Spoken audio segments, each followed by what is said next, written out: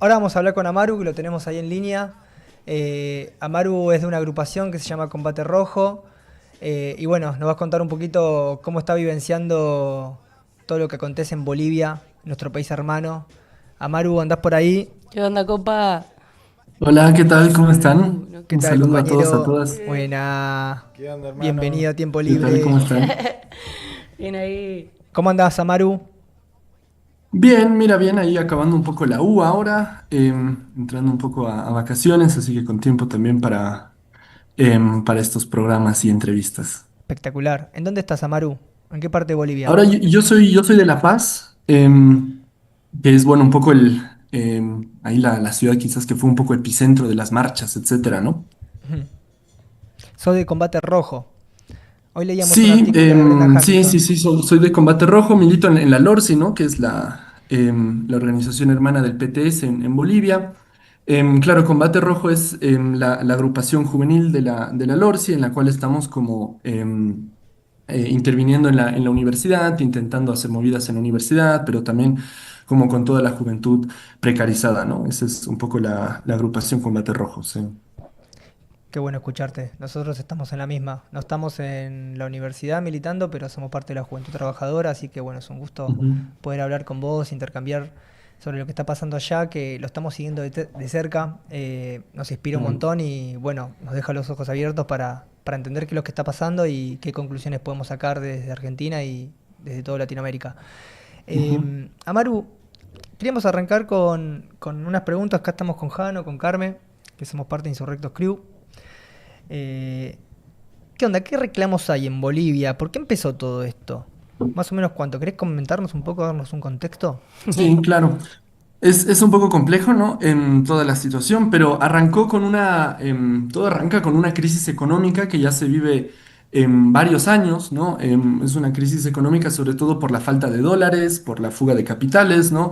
Que ya se comienzan a aumentar los precios de la canasta familiar, etcétera, desde hace varios años, quizás desde el 2022, pero por las diferentes políticas de los diferentes gobiernos, tanto del MAS como después de Áñez, ¿no? Que fue la del golpe de Estado del 2019. Entonces, por producto de esas medidas más neoliberales durante el último tiempo, comienzan a haber las fugas de capitales y por eso comienza a haber una crisis económica que comienza a escalar, es constante la subida de los precios de la canasta familiar.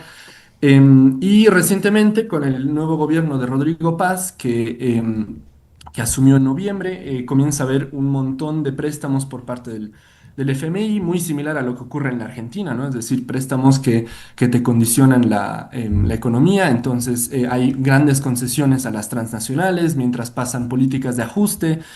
Y bueno, todo esto va como hasta un primer paquetazo de medidas en diciembre, que es el de la 5503, que es un decreto supremo que contiene un montón de ataques a la economía popular, mientras, no sé, por ejemplo, quita el impuesto a las grandes fortunas. Hay un ataque brutal a las tierras, permite el ingreso de las transnacionales y el saqueo de los bienes comunes naturales, ¿no? Entonces el gobierno comienza a tomar estas medidas neoliberales que comienzan a atacar al bolsillo de la clase trabajadora y que da un montón de beneficios a la burguesía, ¿no? A las clases dominantes.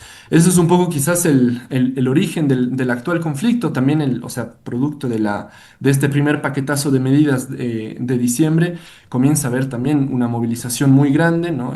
Que después fue traicionada por la COP. Bueno, y quizás podemos hablar eso un poco después, ¿no? Pero ese es un poco el origen de esta crisis que atraviesa Bolivia ahora, ¿no? Ujú.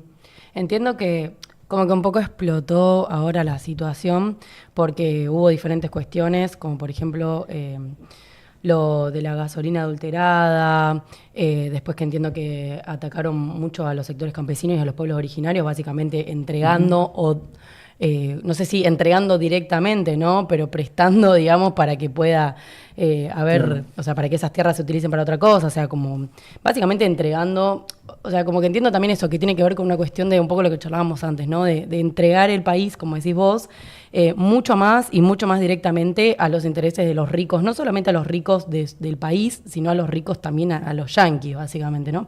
Y que eso Ujú. generó una reacción bastante zarpada que es muy loco porque, no sé, a mí me flasheaba un montón, la verdad, escuchar a la gente en las entrevistas que hacían, porque como gente con mucha conciencia, ¿no? Fuera de que muchas veces eso no explota hasta que hay un caso que lo genera, pero mucha gente con mucha bronca, bronca de clase también, ¿no? Como de que le estaban arrebatando algo que es suyo, que es gente que se rompe el lomo laburando y que les estaban tomando el pelo, básicamente, ¿no? Como que ya se Claro. estaba pasando un poco la situación y eso generó como un nivel de respuesta muy grande y que la gente salga a las calles de forma, no sé, masiva, ¿no? Ujú. Amaru, tengo una... Sí, perdón, sí. Sí, sí, bueno, un poco sobre eso, claro. O sea, a principios de año hubo este conflicto del que les hablaba de la 5503, ¿no? En la cual comienza en este decreto supremo se cuestiona si es que la gasolina podía seguir siendo subvencionada por parte del Estado, ¿no? Entonces, hay mucha bronca porque bueno, el conflicto giraba en torno a la abrogación de este decreto supremo que bueno, contenía un montón de otros ataques, ¿no? Hubo movilizaciones gigantes que incluso amenazaban con poder avanzar hacia un levantamiento nacional, pero al final resulta ser que la COP termina traicionando toda esta primera movilización. Y pacta con el gobierno un nuevo decreto, es decir, se abroga el primer decreto, ¿no? Y O sea, eso ya lo hizo en se establece diciembre. un nuevo decreto en el cual la gasolina, se da un gasolinazo en el cual se quita la subvención de la gasolina, ¿no? Y la bronca sube sobre todo ahora porque, claro, te aumentan el precio de la gasolina, pero además el gobierno no puede importar una gasolina de buena calidad, entonces hay muchos autos y motorizados en general que comienzan a tener problemas por la calidad de la gasolina, que es muy, muy mala, ¿no? Entonces hay una bronca inicialmente por este primer conflicto, pero que después como va escalando porque el gobierno no puede resolver nada y porque la COP, además, que en este primer momento de movilizaciones, traiciona de una manera brutal, ¿no? Todo lo que se comenzó a gestar en ese primer momento. Y estas son... Las movilizaciones de diciembre son esas famosas movilizaciones de 20 y pico de kilómetros, ¿no?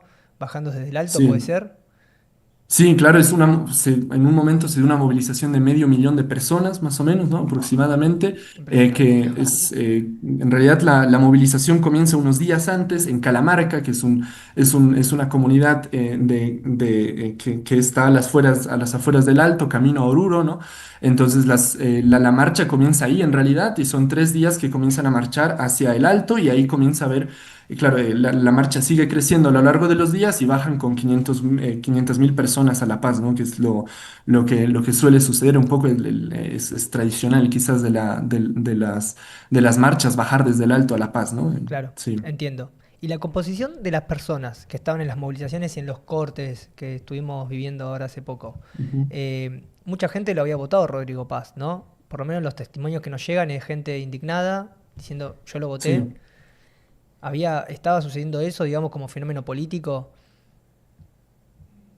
Sí, bueno, ahora, claro, las últimas elecciones fueron un escándalo porque hubo mucho, o sea, fueron elecciones muy antidemocráticas en las que el Tribunal Supremo Electoral podía decidir quién se postulaba y quién no, ¿no? Entonces hubo muchas maniobras antidemocráticas y terminaron siendo los candidatos todos de derecha, ¿no? Entonces realmente era decidir entre una derecha y la otra.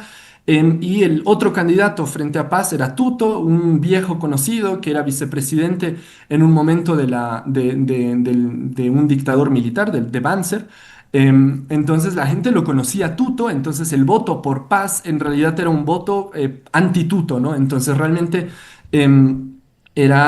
se daba esa situación en la que realmente tenías que votar o por un programa de derecha o por el otro, y bueno, al final sale alguno, y en este caso salió Paz, que es hijo, de hecho, de un expresidente y que ya, bueno, aplica todo el programa neoliberal como lo hubiese hecho Tuto también, ¿no? O sea, Claro. es de derecha al fin y al cabo y la gente realmente no tenía mucho de otra, ¿no? Hay que hablar un poco del rol del vicepresidente, que es Lara.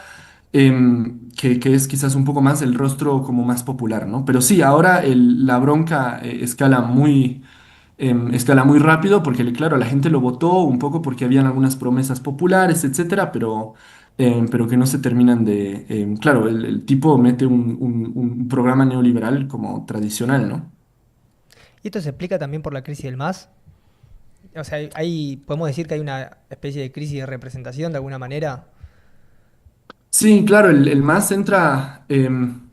bueno, el MAS es complejo analizarlo al MAS, ¿no? Es una cuestión bastante compleja, pero el MAS, claro, durante el tiempo de Arce comienza a haber una disputa interna entre el levismo y el arcismo, una disputa realmente cero política, es decir, solo por quién puede postularse la siguiente elección, quién tiene un poco más de poder, etcétera, y que termina fracturando al MAS, ¿no? Entonces termina habiendo una fractura muy fuerte dentro del MAS, que al final creo que se van en cuatro o cinco diferentes em, corrientes dentro del MAS. El Evo termina por un lado sin poder postularse, lo mismo pasa con la fracción quizás del Arce, ¿no? Entonces hay un debilitamiento enorme por parte, o sea, como por las propias políticas del MAS, o sea, la crisis económica arranca durante el tiempo del MAS, entonces realmente hay muy poca confianza también hacia Arce, hacia Evo, hacia todas estas figuras que gobernaron un tiempo, ¿no? Y bueno, el rol del MAS va mucho más allá porque en todo el tiempo que gobernó, comienza a fracturar también, a dividir a los movimientos sociales, a desmovilizar, a comprar un poco a los dirigentes, a meter burocracias muy grandes, ¿no? También dentro de los movimientos sociales. Entonces, bueno, el rol del MAS es muy complejo, pero evidentemente, claro, tiene mucho que ver con la crisis, ¿no? Bien. Hermano, ¿cómo va? Tengo entendido que a partir de la traición de la COP, que firmó el estado de excepción junto a Paz, el gobierno de Paz quiere vender como que se anota un punto, ¿no? Como una especie de que la situación se normalizó, ¿no? Como que quiere vendérsela al Ujú. imperialismo, a la derecha, etcétera, ¿no? Sin embargo, tengo entendido que por abajo está creciendo una fuerza muy zarpada. Eh, ¿Qué perspectiva ves vos en este estado de situación? Bueno, o sea, quizás podemos después un poco profundizar también en lo que fue todo este proceso, porque hay muchos elementos muy importantes, ¿no? Contanos. Que podemos profundizar, como en momentos donde comienza a haber comités de autoorganización, desconocimiento de las burocracias. Sería saltarnos un poquito, entonces ahora lo que fue como la traición propia de la Copa actual, ¿no? La última, ya, porque fue la primera a principios de año, de las que quizás hemos hablado un poquito más, y esta otra en la que, bueno, ahí... claro, es una traición por parte de la COP que frente a todo el pueblo movilizado pacta con el gobierno un acuerdo que realmente no, es un acuerdo donde no queda nada escrito, donde es un acuerdo muy suelto en la que se comprometen ambas partes a hacer mesas de diálogo y de trabajo y cosas así. Em, la gente realmente queda, bueno, hay una parte de la vanguardia que está un poco desmoralizada y golpeada porque se sacaron el lomo realmente en los puntos de bloqueo. Fueron 50 días, ¿no? de lucha. Pero a Hasta la vez 150 bloqueos, tampoco ¿no? fue una derrota lo que ocurrió, ¿no? Fue realmente lo que hubo es una traición, no se derrotó ningún tipo de movilización. Y es muy probable que como el gobierno no va a poder resolver la crisis actual, en un momento va a volver a explotar todo. Es muy probable que vuelvan las movilizaciones dentro de unos meses, resurjan las movilizaciones, el descontento se profundice aún más. em, Porque realmente la derecha cree, de hecho, ahora que ha ganado y ha derrotado a las movilizaciones, ¿no? Entonces, ahora hay un momento un poco incierto en el cual hay que esperar un poco, pero es muy probable que vuelva a estallar una bronca gigante contra el gobierno, ¿no? Amaru, una preguntita, porque hiciste bien en mencionar que había todo un proceso previo al acuerdo de Ujú. la COP con Rodrigo Paz y el gobierno, que es qué pasó precisamente en ese proceso. ¿Qué cosas potenciales ves vos en esta experiencia de lucha? Eh, Nombraste comité de lucha. Nombraste los bloqueos, que entiendo que hubieron en su pico casi 150, que obviamente fue una iniciativa por abajo. ¿Qué cosas potenciales ves vos desde el punto de vista de la lucha, de la autoorganización del pueblo? Digo, para que los oyentes, las oyentas acá en Argentina puedan Claro. también escuchar eso e inspirarse. Mm. Sí, bueno, el conflicto ahora quizás se puede decir que se divide un poco en dos etapas, ¿no? La primera que quizás la conocen también es después después de la primera traición hay un montón de luchas más sectoriales, ¿no? Demandas más sectoriales, aumento de salario, cosas así, hasta que comienza el gobierno a imponer una ley, que es la ley 1720, que lo que hace es mercantilizar, avanzar en la mercantilización de la tierra de los pequeños campesinos y favoreciendo a las grandes empresas agroindustriales, a transnacionales, etcétera, que podrán apropiarse más fácilmente de las tierras, ¿no? Entonces, esta ley, la 1720, fue quizás un poco el detonante de este nuevo conflicto bueno, donde hubo un montón de marchas por parte de campesinos, indígenas, de las tierras bajas hacia La Paz, ¿no? Entonces se acompañó mucho ese conflicto y que después, con todas las demandas inicialmente sectoriales, un poco el detonante de esta 1720 hace que todas se sumen a una consigna que es la renuncia de paz, ¿no? Y ahí comienzan a surgir muchos puntos de bloqueo, sobre todo en la parte occidental del país, ¿no? Que sería como La Paz, el departamento de Oruro y Potosí.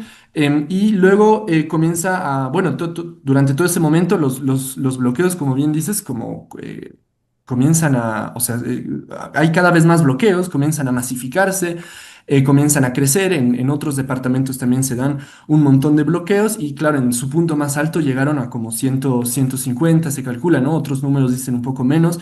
Pero sí, los más conservadores dicen como arriba de 100, 110, 120 quizás, ¿no? Entonces, realmente está un proceso grande de puntos de bloqueo.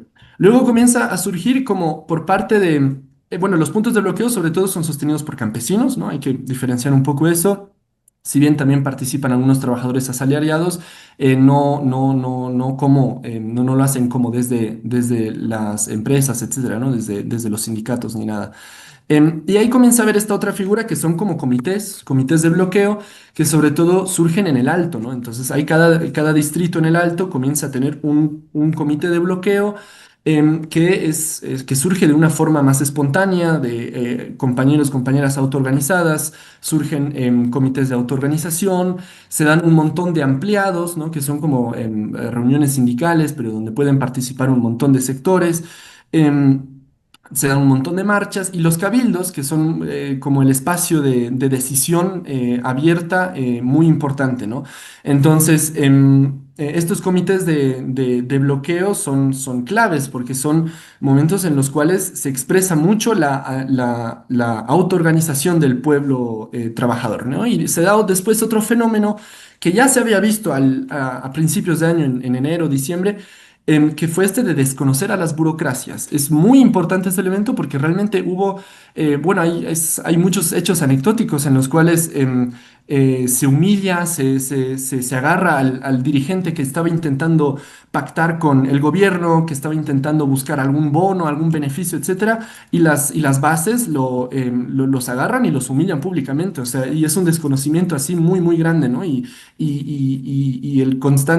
hay una constante como alerta dentro de los sectores, o sea, dentro de las bases, de que el dirigente no vaya a traicionar, ¿no? Entonces, este fenómeno de desconocer a las burocracias es muy importante porque impulsa mucho más la autoorganización de las masas, de las bases, y eso permite impulsar o sea, hay una... em, se fortalece mucho más la lucha, ¿no? Con todo ese fenómeno de desconocer a burocracias. Eso quizás como un poco respondiendo a esa pregunta, Muy que, interesante lo que- de que la es muy importante y hay cabildización, que ¿no? rescatar, ¿no? Esos aprendizajes quizás. Muy interesante. Breve lo de los cabildos. ¿Cómo es esto de los cabildos? ¿Son asambleas intersectoriales? No es Sí, los iniciativa de las cabildos, comisiones. Los cabildos son en realidad un espacio de toma de decisión que se toma, o sea, es muy versátil. Quizás la derecha también tiene cabildos, ¿no? Entonces, Mm, los cabildos son como un espacio en el cual pueden ser sectoriales, como también pueden ser muy amplios, intersectoriales. En este caso se expresó sobre todo de forma, bueno, depende, ¿no? En los distritos, en los comités de bloqueo se llevan a cabo cabildos casi cada día, casi a diario. Entonces ahí se toman decisiones entre todas las personas de forma abierta y pública, ¿no? Eso es como un poco la característica de estos cabildos, que son importantes momentos de toma de decisiones en el cual participa, que son totalmente abiertos y participa toda la base, ¿no?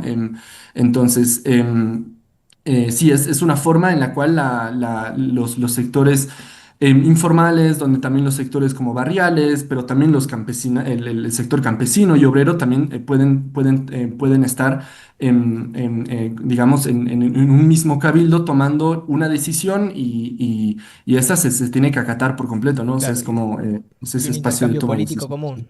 Un intercambio político Ujú, común. Tengo una pregunta, claro. Maru. Estábamos señalando las cosas que por la positiva, que estaban bien y todo. ¿Y qué crees que le faltó a este movimiento para evitar, por ejemplo, esta iniciativa del gobierno? O sea, ¿qué le faltó por la negativa? Ujú. ¿Qué venían planteando ustedes de la LORSI problematizando? Claro, bueno, en un momento el plan de lucha quizás recayó mucho sobre el campesinado. No es que hubo un plan de lucha como tal, pero realmente los encargados de poner el cuerpo y todo eran los campesinos, ¿no? Entonces, el campesinado puso el cuerpo junto con los autoconvocados, junto con, sí, sobre todo campesinado y autoconvocados que se bancaban la represión y todo, ¿no? Se quedaba únicamente en eso, en puntos de bloqueo, ¿no? Y no, si bien los trabajadores asalariados, como decía, un poco participaban de los puntos de bloqueo de sus zonas, etcétera, no participaron como, no con los métodos de la clase trabajadora, ¿no? Ese fue una de las limitantes enormes, ¿no? En un momento se da una suerte de empate entre el gobierno y los movilizados, porque si bien los bloqueos eran gigantes, no podían imponerle nada al gobierno y el gobierno tampoco podía desmovilizar nada con represión, porque había un montón de resistencia, había enfrentamientos, o sea, les hablo de jornadas muy largas de enfrentamientos. En un momento se dieron enfrentamientos durante 13 horas seguidas entre los movilizados y como y la policía, ¿no? Entonces, en ese momento de empate, en el cual no se sabía quién iba a poder desempatarlo, ¿no? El gobierno lo podía hacer con represión, con un estado de excepción o también con el desgaste. Y por parte de los movilizados, etcétera, iba a ser la carta importante, era la huelga general indefinida con el paro de labores, ¿no? Que permitiría paralizar toda la economía y atacar directamente a la burguesía, ¿no? Y claro, eso no se dio, es una consigna que muchos sectores de vanguardia, de la izquierda, etcétera, fuimos impulsando porque hubiese sido súper importante esta huelga general que, bueno, al final la COP no se atrevió a efectivizar y tampoco habían sectores trabajadores de vanguardia como obreros de vanguardia, ¿no? Que pudieran desde sus puestos de trabajo, etcétera, como impulsar esa medida, ¿no? Decimos mucho efectivizar la huelga general porque en teoría ya se había decretado, ya se había declarado la huelga general el 1 de mayo en el acto de la COP, pero nunca se llevó a cabo, es decir, había una huelga general, pero no había un paro de labores, entonces esa fue como eso fue lo que permitió el desgaste de 50 días de bloqueo, porque los sectores campesinos, etcétera, también, o sea, tienen que trabajar, digamos, tienen que vivir de algo, entonces hubo un desgaste muy grande justamente por eso, ¿no? Entonces, las burocracias de la COP y algunos sindicatos tampoco, o sea, no cerraron las minas, no cerraron las fábricas, y eso fue como el problema gigante de este conflicto porque dejaron un poco a los campesinos a su suerte y un bloqueo en el cual que tampoco era suficiente como para imponerle nada al gobierno, ¿no? Claro, si hubiese entrado en escena la COP con una huelga efectiva y si hubiese paralizado la economía, básicamente hubiesen puesto de rodillas al régimen de Rodrigo Paz. Sí, claro, total. Y las consignas eran interesantes, digamos, en torno a la cuestión de la tierra, al acceso a un combustible de calidad, digamos, y a qué rol tiene el Estado en eso. Digamos, había consignas que eran interesantes, pero después se centralizó el movimiento de lucha en torno al pedido de renuncia de Rodrigo Paz, ¿no? Y una pregunta, ¿cómo crees que sigue esto? Digamos, vos recién mencionabas que esto puede tener una nueva apertura en unos meses, hay que ver los tiempos. Digamos, en diciembre estábamos viendo movilizaciones de 20 y pico de kilómetros. Ahora vimos todo lo que pasó durante el último mes y medio. ¿Y qué perspectivas tienen? Porque me imagino que la Central Obrera, con su conducción, firma un acuerdo, pero es difícil imaginarse a los trabajadores de a pie, a la gente común, incluso a los trabajadores asalariados de las minas y de los distintos sectores industriales, pensar como la conducción, ¿no? Porque son también los que están viviendo y padeciendo la situación y el impacto de las políticas neoliberales que impulsó el gobierno y las contradicciones del país más en general que seguramente se vienen arrastrando. ¿Qué clima ven en el movimiento obrero, en la juventud incluso? Bueno, vos estás en la universidad, más o menos, ¿qué están viendo? ¿Ves algún punto de apoyo interesante? ¿Qué contradicciones se visualizan? Sí, bueno, es complejo, creo, pero como bien decía en un momento, el gobierno no va a poder resolver ninguna crisis económica. Ahorita ya estamos un buen tiempo sin bloqueos y ahí las filas para la gasolina incrementaron incluso. Los precios siguen por las nubes, entonces realmente el descontento del pueblo trabajador, etcétera, va a incrementarse mucho más en este tiempo. Y es muy probablemente que la bronca incluso se profundice y todo, y en algún momento vuelva a estallar todo, ¿no? Como decíamos, se profundice todo, y volvamos a momentos donde, sí, de bloqueos, de marchas, de movilizaciones, ¿no? Entonces, ahora creo que es importante mencionar las lecciones que tenemos que sacar de este primer, bueno, sí, de este momento, porque hubo, es decir, el nuevo conflicto no lo podemos empezar desde cero, sino que tenemos que tomar las lecciones aprendidas ahora, qué es lo que faltó, lo de la huelga general, por ejemplo, profundizar mucho más, y articular mucho más los diferentes comités de bloqueo, ¿no? Porque un problema que hubo es que no se pudieron articular bien los diferentes puntos de bloqueo, los comités, etcétera. Bueno, hay que recuperar esas lecciones y valernos de estas experiencias de autoorganización, de la pelea antiburocrática también, porque ahora todo el mundo sabe que Argollo y la COP negociaron y traicionaron, ¿no?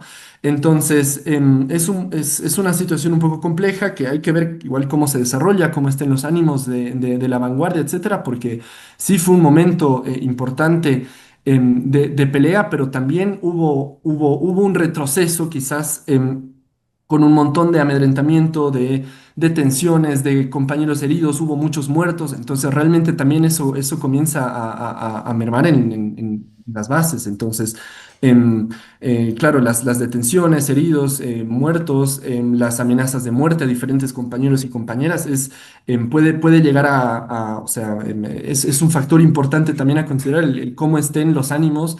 em, Después de tanto tiempo de pelea y como con una traición así, de esa magnitud de la COP, ¿no? Entonces hay que ver cómo se desarrollan, pero es muy, muy, muy probable que vuelva a haber una bronca así enorme como para volver a salir a las calles en su conjunto, ¿no?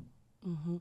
Está bueno lo que decís, creo que siempre repetimos, ¿no? Muchos, al menos quienes seguimos tan de cerca todos estos casos, que no da lo mismo, ¿no? Que pasen estas situaciones, no da lo mismo si uno en los momentos de más fuerza y más bronca de la gente sigue para adelante, organiza un plan de lucha, coordina o retrocede, porque eso muchas veces significa, ¿no? O termina dándose lo que decís, de que me parece que es lo mismo que ha pasado en Chile y que ha pasado en muchos países, ¿no? De que toda esa gente que puso el cuerpo, que puso el lomo, que se expuso porque era zarpado, de acá llegaba, obviamente por la la izquierda diario, más que nada, porque después había un rebloqueo, a detenciones, o sea, amedrentamientos, amenazas, o sea, como un nivel de persecución muy zarpado a todos los que luchaban, claramente porque se daban cuenta que era un movimiento con mucha fuerza, ¿no?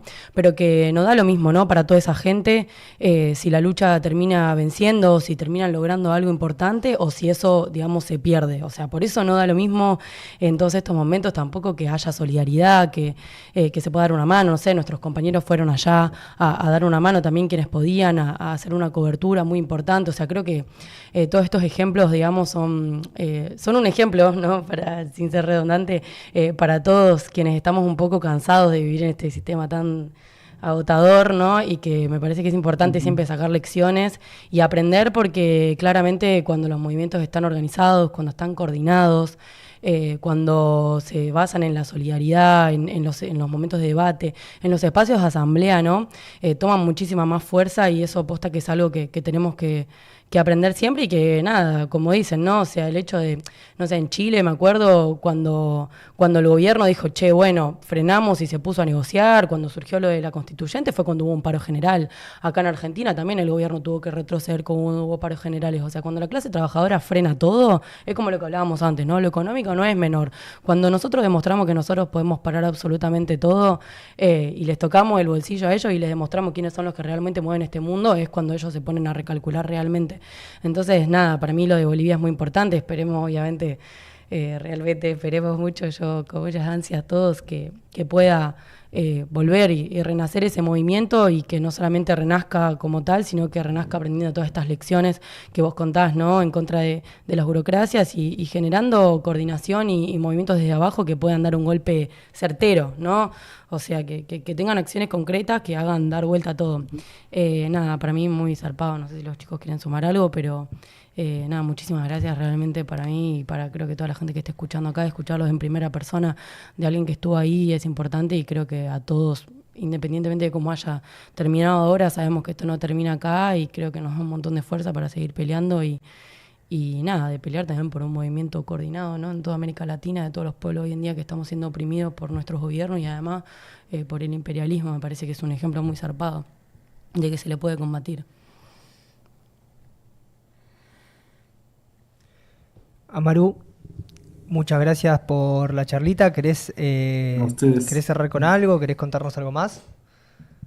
No, en realidad, bueno, ha sido muy importante también la solidaridad que nos llegó también desde Argentina, desde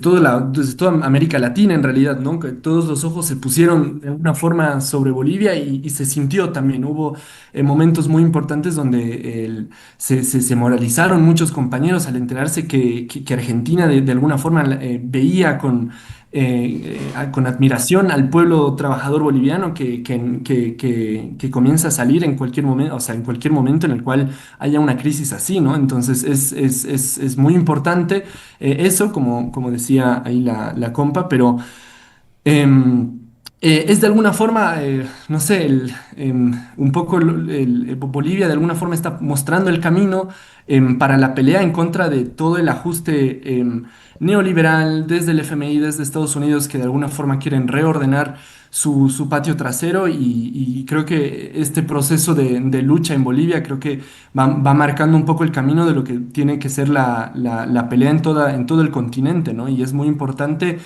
poder aprender no solo en Bolivia de estas lecciones, sino también en el conjunto de la clase trabajadora latinoamericana, ¿no? Pensaría. Entonces, sí, es un momento todavía de mucho aprendizaje, de mucha lucha, y es lo que nos va a tocar en este momento de aceleradas crisis, de muchas guerras, etcétera, ¿no? Entonces, sí, eso, compas, más bien les mando también mucha fuerza allá, porque entiendo que también hay muchos procesos abiertos en Argentina de lucha, etcétera, contra el ajuste de Milei, ¿no? Entonces, es importante la solidaridad internacional, y les mando un fuerte abrazo allá también. Un fuerte abrazo, Amaru. Muchas gracias por tus palabras, por el testimonio y bueno, por la reflexión política. Muy importante para Salud, nosotros hermano. y bueno, nos veremos pronto, por acá o en persona. Listo, gracias. Amaru, un Gracias abrazo por el grande a espacio vos, a también. los camaradas y bueno, a toda tu gente allá. Muchas Salud, gracias, hermano. compa, Gracias, Un abrazo compas, gracias. nos grande. vemos. Gracias. Chao, chao. Bueno, y Qué masa, una masa, Maru. Crack. Sí. Che, me cayó re bien. Sí. Suerte que vengan insurrectos. Ah, perrita Maru. Un Buena, crack. Maru, muy bueno. Bueno, muy interesante. O sea, creo que me quedo pensando mucho en las contradicciones que tienen los pueblos, ¿no? O sea, a la hora de luchar, cuando hay que dar un paso adelante y pensar qué hacer, de dónde se parte, cuáles son los precedentes, cuáles son las reflexiones políticas, cómo se está entendiendo la posición del enemigo, la posición de los aliados.